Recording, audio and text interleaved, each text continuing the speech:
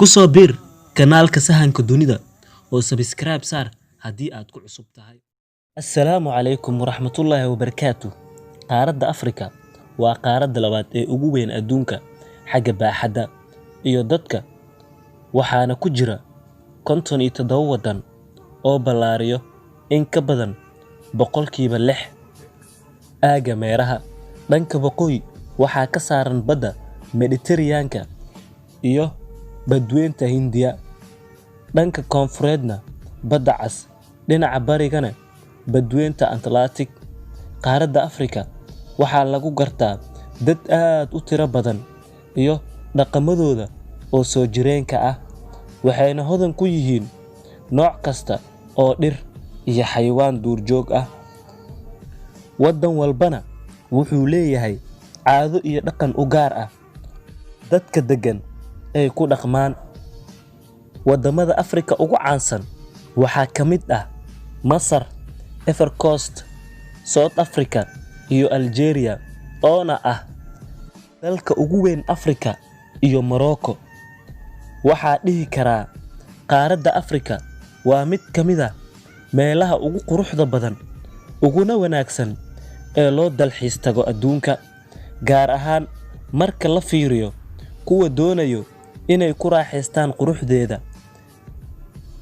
Qaaraddu waxay hodan ku tahay beero, keymo waaweyn oo u oggolaanayo booqdayaasha inay u soo dalxiis tagaan.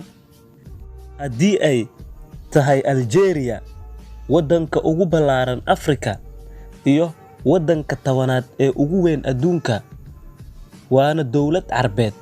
Algeria waxaa ku nool 42 milyan oo qof, sida ku cad tirakoobkii ugu dambeeyay ee la sameeyay. Badka waddanku wuxuu gaarayaa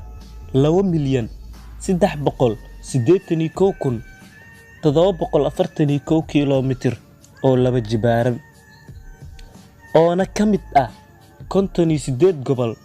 Dhinaca waqooyi waxaa ka saaran badda Mediterranean-ka, waxayna xuduud la leedahay Tunisia, galbeedna Morocco iyo Mauritania, koonfurtana waxaa ka xigo waddanka Mali.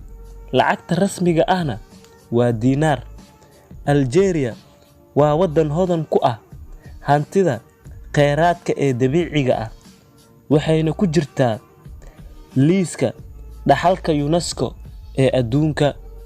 Gobollada ugu caansan ee quruxda badan inta badan dadyooguna u soo dalxiis tagaan waxaa ka mid ah qasrigii Bani Hamad, Sili, iyo magaaladii ay burburka u geysteen Roomaanka ee lagu magacaabi jiray Tibaza.